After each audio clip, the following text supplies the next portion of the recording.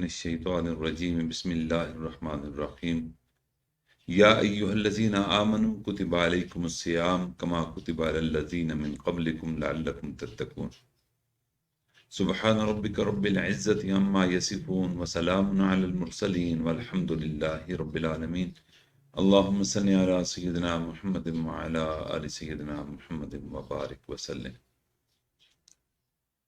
اس آیت مبارکہ میں اللہ تعالیٰ ارشاد فرما رہے ہیں کہ اے ایمان والو، تم پر روزے فرض کیے گئے جیسے تم سے پہلے لوگوں پر روزے فرض کیے گئے تھے، لعلکم تتقون، تاکہ تم پرہیزگار بن جاؤ۔ اس آیت مبارکہ میں اللہ تعالیٰ نے کھانے پینے سے ہمیں منع فرمایا، روزے کا مطلب یہی ہے۔ اب سوال یہ پیدا ہوتا ہے کہ کیا اللہ کے خزانوں میں کمی واقع ہو گئی کہ وہ ہم پر بندش لگا رہے ہیں کہ ہم کھائیں بھی نہیں اور پئیں بھی نہیں، اہلیہ سے بھی دور رہیں؟ تو کیا اللہ کے خزانوں میں اس طرح کمی واقع ہوتی ہے جس طرح ملکوں کے خزانوں میں کمی واقع ہوتی ہے اور حکومت پھر بجٹ میں کٹ لگانا شروع کر دیتی ہے؟ تو اللہ فرماتے ہیں کہ نہیں، ایسی بات نہیں، اس میں میرا کوئی فائدہ نہیں، میرے بندو، اس میں تمہارا ہی فائدہ ہے۔ تو سن لو تمہارا کیا فائدہ ہے کہ لعلکم تتقون، تاکہ تم پرہیزگار بن جاؤ۔ پرہیزگاری کا کیا مطلب ہے؟ اللہ یہ چاہتے ہیں کہ پرہیزگار تم بن جاؤ، مقصد تاکہ تمہاری تربیت ہو جائے، تمہیں پتہ چل جائے کہ تم نے اپنی نفسانی خواہشات پر کیسے قابو پانا ہے۔ اس ایک ماہ میں تم حرام کردہ چیزوں سے بچو گے، سارا سال حرام چیزوں سے بچنے میں کامیاب رہو گے۔ بلکہ یوں کہنا زیادہ مناسب ہوگا کہ اللہ تعالیٰ ہماری مشق کروا رہے ہیں کہ حرام تو درکنار، تم نے دن کے اوقات میں حلال چیزوں سے بھی بچنا ہے، تاکہ تمہارے اندر وہ صلاحیت پیدا ہو جائے جس کو تقویٰ کہتے ہیں۔ اس کے بلبوتے پر تم پورا سال 11 ماہ گناہوں سے بچتے رہو گے، اللہ کے منع کیے ہوئے احکامات اور چیزیں تم پر لاگو رہیں گی، اور تم تقویٰ اور پرہیزگاری اختیار کر کے متقی بن جاؤ گے۔ اس لیے میرے بھائیو، یہ جو نفس پر قابو پانے کی جو مشق ہے، اس وجہ سے اللہ تعالیٰ ہمیں نفس کے خلاف 1 ماہ چلنے کا حکم دے رہے ہیں۔ اگر یہ روزے نہ ہوتے تو ہم اپنی خواہشات کی تکمیل کے لیے دیوانہ ہو جاتے۔ یہ روزے کی وجہ سے جو تقویٰ انسان کے اندر آ جاتا ہے، یہ صبر پیدا کر دیتا ہے۔ اس تقوی کی وجہ سے انسان اپنے نفس کو لگام دے دیتا ہے۔ اس لیے روزہ ہی نہیں بلکہ ہر عمل، ہر عبادت اور اسلام کی تعلیمات جتنی بھی ہیں، ان کا خلاصہ اور مطلوب وہ تقوی ہی ہے۔ ہر عبادت کا مقصود تقوی۔ اللہ تعالیٰ ارشاد فرماتے ہیں، یا ایھا الناس اعبدوا ربکم الذی خلقکم والذین من قبلکم لعلکم تتقون۔ اے لوگو، عبادت کرو اپنے رب کی جس نے تمہیں پیدا کیا اور تم سے پہلے والوں کو پیدا کیا، تاکہ تم پرہیزگار بن جاؤ۔ یعنی عبادت کا مقصد بھی کیا اللہ نے بتلایا کہ اس کا مقصد بھی اپنے اندر تقوی پیدا کرنا ہے، صبر پیدا کرنا ہے، استقامت پیدا کرنی ہے، گناہوں پر عمل کرنے سے بچنے کے لیے۔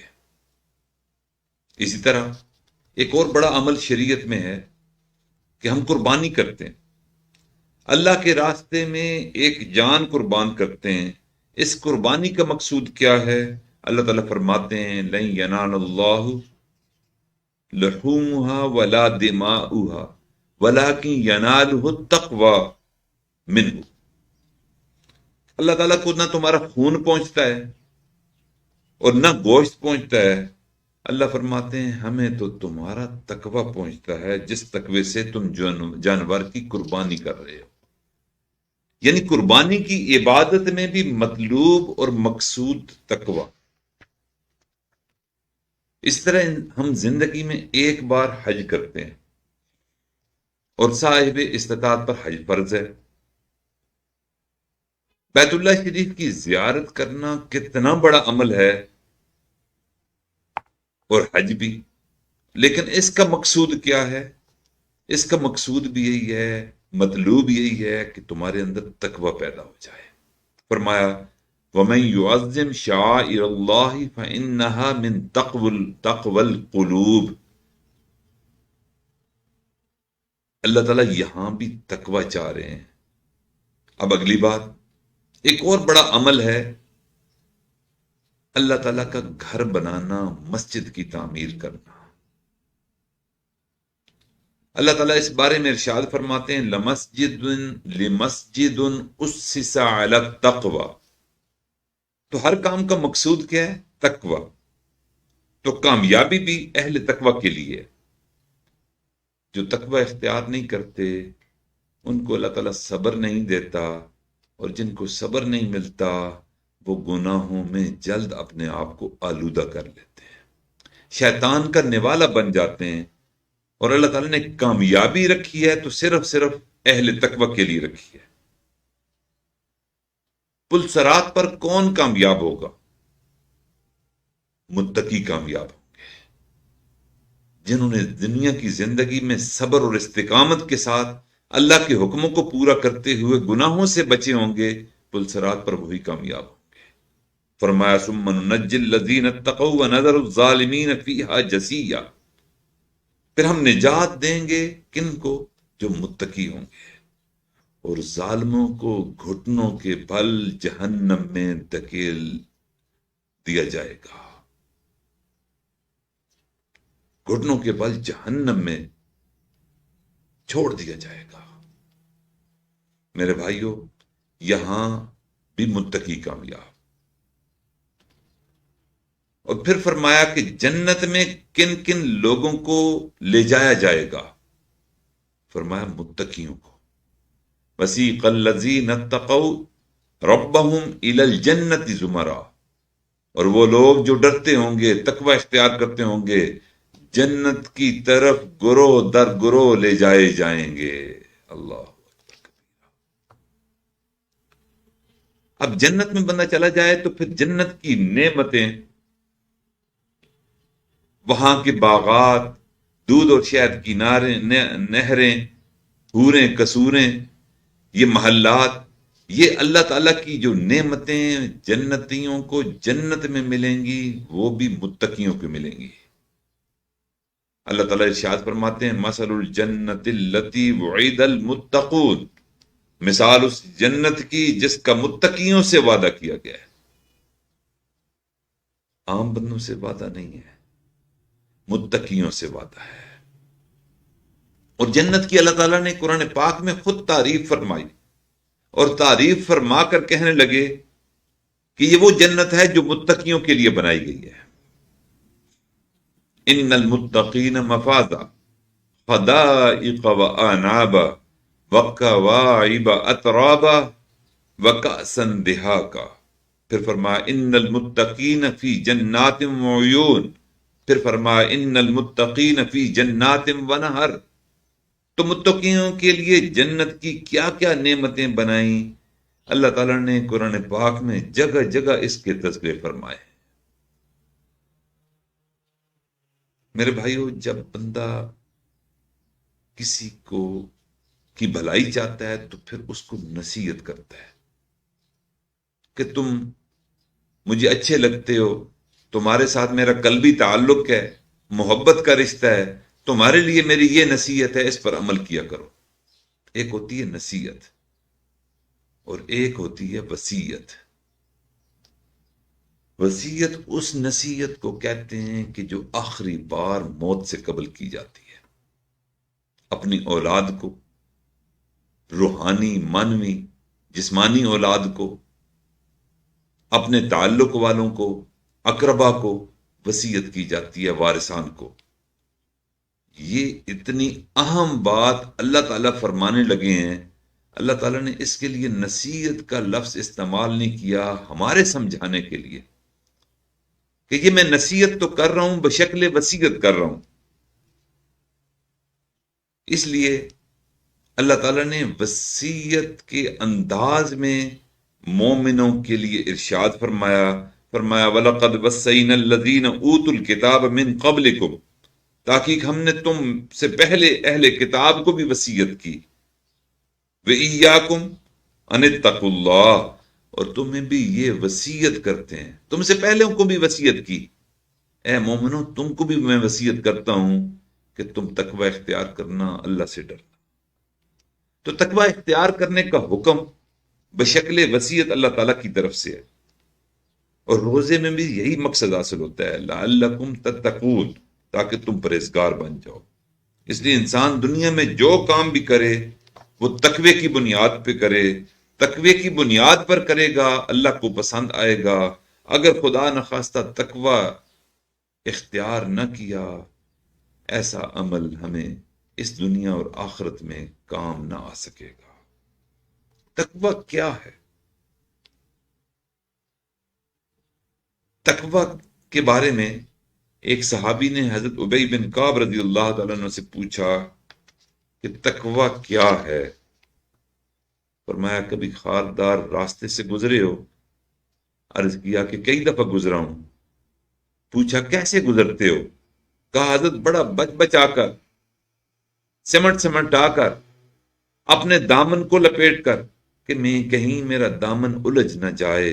فرمایا اسی کا نام تقوی ہے کہ دنیا کی زندگی میں انسان اس احتیاط سے اوقات کو بسر کرے، زندگی کے سفر میں اپنے دامن کو ہر قسم کے گناہوں کے کانٹوں سے بچا کر، سمٹا کر اپنی منزل کی طرف پہنچ جائے، یعنی موت تک اپنے اوقات کو بسر کر لے. اسی کو تقوی اور پرہیزگاری کہتے ہیں. میرے بھائیو، تقوی کا پیدا ہو جانا یہ عبادت کا نچوڑ ہے، یہ تمام عبادات کا خلاصہ ہے کہ خوف خدا آ جائے جس کی وجہ سے انسان گناہوں سے بچ جائے. اسی کو تقوی کہتے ہیں. تقوی گناہوں سے کیسے بچاتا ہے؟ قرآن پاک میں اللہ تعالیٰ نے اس کی بہت ساری مثالیں واضح کی کہ فلاں شخص کو اس کے نفس نے بھڑکایا، مگر تقوی کی وجہ سے، صبر کی وجہ سے وہ اپنے نفس کو لگام اور تھام کر چلا، اس کی وجہ سے اللہ تعالیٰ نے ان کو کامیاب کر دیا. چنانچہ تقوی پیدا ہونے کے بعد انسان اپنے نفس پر قابو پانے میں کامیاب ہو جاتا ہے، نفس پر کنٹرول مل جاتا ہے. انسان گناہ کیوں کرتا ہے؟ حسد کی وجہ سے، شہوت کی وجہ سے، ہرس کی وجہ سے، غصے کی وجہ سے. اللہ تعالیٰ نے قرآن پاک میں تذکرے فرمائے اپنے پیارے بندوں کے، ہمیں ترغیب دی کہ جو میرے پیارے بندے تھے حسد کا شکار نہیں ہوئے، ہرس کا شکار نہیں ہوئے، شہوت کا شکار نہیں ہوئے، اور کیسے کیسے تلخ امتحانات ان کی زندگی میں آئے، آزمائشیں آئیں، لیکن وہ اپنے تقوی کی وجہ سے اللہ تعالیٰ نے ان کی حفاظت فرمائی.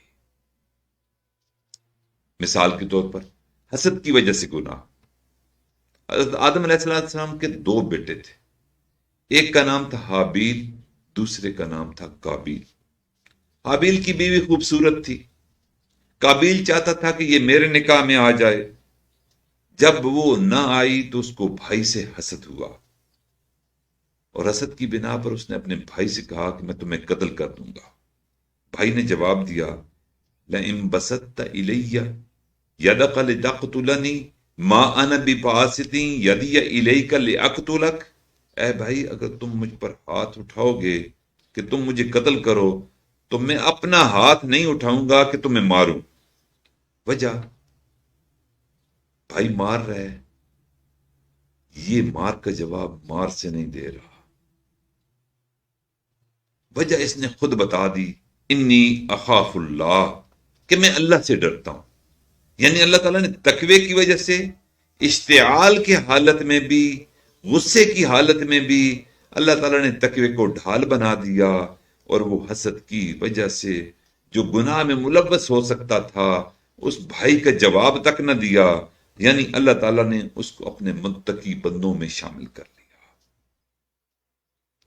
اللہ تعالیٰ نے دوسری مثال دی شہوت کی وجہ سے گناہ۔ عام طور پر جو گناہ ہوتے ہیں وہ شہوت کی وجہ سے ہوتے ہیں۔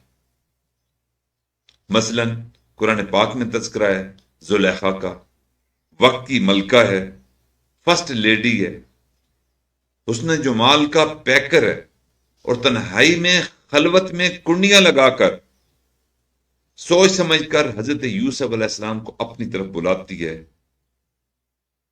حسن سے اشارے کرتی ہے اور کہتی ہے وقالت حیت لک۔ اب جب حسن اشارے کرے تو جوانی تو بفر ہی جاتی ہے، بے قابو ہو جاتی ہے، مگر کیا ہوا؟ اس نے کہا حیت لک، اور جواب میں یوسف علیہ السلام کے دل کے اندر تقوی تھا، انہوں نے جواب دیا قال معاذ اللہ، میں اللہ کی پناہ مانگتا ہوں۔ یعنی شہوت کی وجہ سے گناہ میں آلودہ ہو سکتے تھے، لیکن تقوی والی زندگی گزار رہے تھے، اللہ تعالیٰ نے اس گناہ سے بھی ان کو تقوی کی وجہ سے محفوظ فرما دیا۔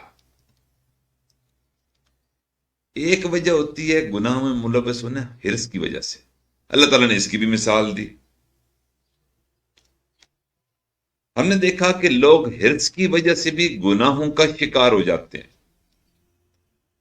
دنیا کی مال، دنیا کے منال، دنیا کی دولت دیکھ کر بہک پڑتے ہیں، بے قابو ہو جاتے ہیں، اور ہر جائز ناجائز طریقے سے دولت کو سمیٹنے میں لگ جاتے ہیں۔ قارون کو اللہ تعالیٰ نے بہت دولت سے نوازا تھا، لوگ جب اس کی دولت کو دیکھتے تھے تو وہ حسرت سے یہ کہتے تھے، اللہ تعالیٰ نے قرآن پاک میں ان الفاظ کو نقل فرمایا یا لیت لنا مثل ما اوتی قارون انہ لذو حظ عظیم، ہمارے پاس بھی اتنا ہوتا جتنا قارون کو ملا تھا، بے شک وہ تو بڑے مزے میں ہے، مرعوب ہو گئے۔ تو گناہ حرص کی وجہ سے بھی ہوتے ہیں۔ تو ایسی صورت میں جو تقوی والے تھے، جو علماء تھے، وہ اس دنیا کی چمک دمک سے متاثر نہیں ہوئے، انہوں نے کہا وقال الذین اوتوا العلم ویلکم ثواب اللہ خیر، کہا ان لوگوں نے جن کے پاس علم تھا، اللہ اکبر، اور تمہارا ناس ہو، اللہ کے پاس جو اجر ہے وہ دنیا کے اس مال و منال اور دولت سے بہتر ہے۔ یعنی حرص سے اللہ تعالیٰ حفاظت فرماتے ہیں، ناجائز سے اللہ تعالیٰ حفاظت فرماتے ہیں، حرام سے اللہ تعالیٰ حفاظت فرماتے ہیں، ظلم کے ساتھ مال لینے سے اللہ حفاظت فرماتے ہیں۔ وجہ کیا بناتے ہیں؟ تقوی۔ تو معلوم ہوا کہ تقوی جب دل میں ہوتا ہے تو انسان نہ اشتعال میں آتا ہے، نہ بے صبری میں آتا ہے، نہ حرص کا شکار ہوتا ہے، نہ شہوت کا شکار ہوتا ہے، نہ حسد کا شکار ہوتا ہے، بلکہ اللہ تعالیٰ تقوی کی وجہ سے اس کے ایمان کی حفاظت فرماتے ہیں۔ میرے بھائیو، یہ جو تقوی کی نعمت ہے یہ باعث استقامت ہے۔ یعنی جب بھی آزمائش آئے گی، امتحانات آئیں گے، ابتلا آئے گی، اللہ تعالیٰ تقوی کی وجہ سے اس کو استقامت عطا فرماتے ہوئے گناہوں سے اور ایمان کو بیچنے سے روک لیتے ہیں۔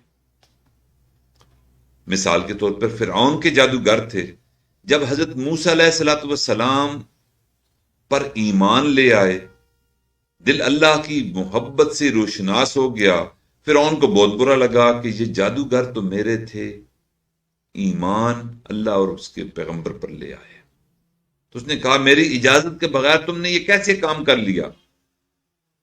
اب میں تمہارے ہاتھوں کو اور تمہارے پاؤں کو مخالف سمت سے کٹواؤں گا۔ اور یہ اس وقت کی بہت بڑی سخت سزا ہوتی تھی۔ ہاتھ کاٹ دینا کوئی چھوٹی سزا نہیں ہوتی، لیکن پھر بھی بندے کا ہاتھ اگر کٹ جائے تو ایک ہاتھ سے گزارا ہو جاتا ہے۔ ہاتھ اور ٹائم ایک سائیڈ کی کٹ جائے تو پھر بھی مشکل سے لیکن گزارا ہو جاتا ہے، لیکن اگر مخالف سمت سے ایک طرف کا ہاتھ دوسری طرف کا پاؤں کاٹ دیا جائے تو انسان انتہائی مشکلات کا شکار ہو جاتا ہے۔ جب اس نے یہ تھریٹ کیا، دھمکی دی، تو یہ بہت بڑی سخت سزا تھی۔ اللہ تعالیٰ نے تقوی کی وجہ سے ان کے ایمان پر ان کو استقامت عطا فرمائی، اور انہوں نے پھر کیا کہا کہ ہمارے دلوں میں ایمان آ چکا ہے اور اس کی قدر و قیمت کا ہمیں احساس ہے، تم ہم اپاج بنا کر رکھ دو گے، ہمیں یہ قبول ہے، ایمان کو چھوڑنا قبول نہیں۔ پھر انہوں نے کیا کہا، فقس ما انتقاس، تو جو کرنا چاہتا ہے کر گزر، ہم ایمان کو چھوڑنے والے نہیں۔ تو یہاں تقوی باعث استقامت بن گیا۔ اسی طرح فرعون کی بیوی تھی آسیہ، عورت کمزور ہوتی ہے، ذرا سی بات پر وہ خوف زدہ ہو جایا کرتی ہے۔ قرآن مجید نے آسیہ جو فرعون کی بیوی تھی اس کا بھی قرآن پاک میں تذکرہ کیا کہ جب وہ ایمان لے آئی تو فرعون جو اس وقت کا بادشاہ تھا، اس نے کہا میں تمہیں چھوڑ دوں گا۔ بیوی کے لیے خامند کا چھوڑ دینا بہت بڑا غم ہوتا ہے کہ خامند اس کو دھمکائے کہ میں تمہیں چھوڑ دوں گا، خامند یہ کہے کہ میں تمہیں گھر سے نکال دوں گا۔ عورت کے لیے یہ بے گھر ہو جانا، خامند کا چھوڑ دینا، اس سے بڑی کوئی سزا نہیں۔ اور وہ کوئی عام عورت نہیں تھی، وہ فرعون کی بیوی تھی۔ دنیا کی ہر نعمت، محلات، کنیزیں، آسائشیں، نعمتیں اس کو حاصل تھیں، لیکن ایمان جب لے آئے، آسیہ ایمان لے آئی، تو فرعون نے کہا کہ میں تمہیں چھوڑتی ہوں۔ تو انہوں نے کہا، آسیہ نے، کہ میں ایمان کو چھوڑنا گوارا نہیں، تجھے چھوڑنا میں گوارا کر لیتی ہوں، محل کو چھوڑنا میں گوارا کر لیتی ہوں۔ چنانچہ وہ محل سے نکل گئی، فرعون سے جدائی ہو گئی۔ جب وہ محل سے نکلی تھی، دنیا کے محل سے نکلی تھی، لیکن اس نے ایمان کو اولیت دی تقوی کی بنا پہ، اور اللہ تعالیٰ سے التجا کرتے ہوئے اس نے کہا، رب ابن لی عندک بیتا فی الجنہ، اے اللہ اس فرعون نے تو مجھے اپنے محل سے مجھے دھتکار دیا، میں عورت زاد ہوں، میں کمزور ہوں، اللہ اس گھر کے بدلے میں مجھے جنت میں اپنے قرب کا گھر عطا فرما۔ تو معلوم ہوا کہ جب انسان کے اندر تقوی آ جاتا ہے تو دنیا کی ہر نعمت کا چھوڑنا اس کے لیے آسان ہو جاتا ہے، بھلے وہ بادشاہ کی بیگم ہی کیوں نہ ہو۔ اس لیے میرے بھائیوں، روزے کا اصل مقصد بھوکا اور پیاسا رہنا نہیں، بلکہ اس کا مقصد یہ ہے کہ تقوی اختیار کرتے ہوئے گناہوں سے بچ جانا اور نیکی پر جم جانا۔ یہ رمضان ایک مشق ہے ایمان والوں کے لیے۔ ہم دنیا میں دیکھتے ہیں، ماشاءاللہ ہماری پاکستان کی فوج، اللہ اس کو سلامت رکھے، مستحکم کرے، یہ سال میں کئی مرتبہ مشقیں کرتی ہے، اور ان مشقوں میں کیا ہوتا ہے، وہ جنگ ہوتی ہے؟ نہیں، جنگ کی مشق ہوتی ہے، موک ایکسرسائز کرتی ہے، بڑا بجٹ لگاتے ہیں۔ وجہ کہ یہ مشق اگر خدا نخواستہ اس قوم پر جنگ مسلط کی گئی تو یہ مشق کے طور پر کام آئے گی۔ جنگ کے وقت ایک عملی مظاہرہ ہم اس کا کر لیں گے۔ اس طرح اللہ تعالیٰ بھی بندے سے عملی مشق کرواتے ہیں، ریہرسل کرواتے ہیں۔ روزے سے فقط کسی کو بھوکا اور پیاسا رکھنا مقصود نہیں، اصل تو وہ جذبہ پیدا کرنا ہے، مومن کو وہ ہمت دلانا ہے، مومن کو ایک مشق کے طور پر ایک کام کروا کے باقی 11 ماہ استقامت کے ساتھ وقت گزارنا، گناہوں سے بچنا، استقامت اختیار کرنا، یہ مطلوب ہے روزے کا۔ کہ باقی اگر تم 1 ماہ حلال تو درکنار، حرام بھی چھوڑ رہے ہو، حلال بھی چھوڑ رہے ہو، تو باقی سارا سال تم حرام کیوں نہیں چھوڑ سکتے؟ تو روزے کا مقصد ان غلط کاموں کو چھوڑنے کی مشق کرنا ہے جن کو چھوڑنے کا اللہ نے حکم دیا ہے۔ اس لیے فرمایا کہ جب کوئی بندہ روزہ دار ہو اور کوئی دوسرا بندہ اس سے جھگڑا کرے تو وہ کیا کرے؟ فَلْيَقُلْ إِنِّي صَائِمٌ، تو وہ کہے کہ میں روزے سے ہوں۔ اس لیے میرے بھائیوں، روزے کا مقصد بھی یہی ہے، حدیث پاک میں آتا ہے کہ لیس الصیام من الاکل والشرب انما الصیام من اللغو والرفث، کہ روزہ کھانے اور پینے سے بچنے کا نام نہیں، بلکہ روزہ تو لغو اور فوش کاموں سے بچنے کے نام ہے۔ اس لیے پھر فرمایا من لم یزع قول الزور والعمل به، کہ جو شخص جھوٹ اور جھوٹ کے متعلقہ کام یعنی کھوٹ والے کام نہیں چھوڑتا، فلیس لہ حاجت، تو اللہ کو اس کو کوئی حاجت نہیں، فی ان یزع طعامہ و شرابہ، جو اپنے کھانے اور پینے کو چھوڑ دے۔ اس لیے میرے بھائیوں، روزے کا مقصد تو سارے غلط کاموں کو چھوڑنے کی مشق کرنا ہے، تاکہ پورا سال ہم گناہوں سے پاک زندگی اختیار کر کے متقی بن سکیں۔ اللہ سے دعا ہے کہ اللہ تعالی ہم سب کو متقی نہیں بلکہ متقیوں کا امام بنائے، گناہوں سے نفرت ہمارے دل میں پیدا فرمائے۔ وآخر دعوانا ان الحمدللہ رب العالمین۔ دعا مانگ لیجیے۔ سبحان ربی الوہاب، اللہم صلی علی سیدنا محمد وعلی آل سیدنا محمد وبارک وسلم۔ ربنا آتنا فی الدنیا حسنہ وفی الآخرۃ حسنہ وقنا عذاب النار وادخلنا الجنۃ مع الابرار، یا عزیز یا غفار یا ارحم الراحمین۔ یا اللہ، ہم آپ کے عاجز مسکین بندے ہیں، ہمارے گناہوں کو معاف فرما، خطاؤں سے درگزر فرما، سیئات کا خاتمہ فرما، دن رات میں کیے گناہوں کو معاف فرما، بھولے یاد گناہوں کو معاف فرما، تنہائیوں محفلوں میں کیے گناہوں کو معاف فرما، ارادہ بے ارادہ کیے گناہوں کو معاف فرما۔ اے مالک، ہماری نظروں کو پاک فرما، دلوں کو صاف فرما، سینے میں اپنے اور اپنے محبوب کی محبتیں پیدا فرما، انگ انگ بوٹی بوٹی ہڈی ہڈی میں اپنا ذکر جاری فرما۔ میرے مالک، ماہ سیام ہے، مالک ہم گناہوں سے بچنے کی مشق کر رہے ہیں، کھانے پینے کے طور پر یا اللہ کھانے پینے سے رکے ہوئے ہیں۔ یا اللہ ایسا نہ ہو کہ ہمیں بھوک اور پیاس ہی ہمارے ہاتھ آئے اور اس روزے کا اصل مقصد جو تقوی ہے ہم اس سے دور رہیں۔ کریم آقا مہربانی فرما دیجئے، ہمیں اپنے ایمان پر استقامت عطا فرما دیجئے اور گناہوں سے نفرت ہمارے دلوں میں پیدا فرما دیجئے، حرص سے ہمیں نجات عطا فرما دیجئے، حسد سے ہمیں نجات عطا فرما دیجئے، شہوت سے ہمیں نجات عطا فرما دیجئے۔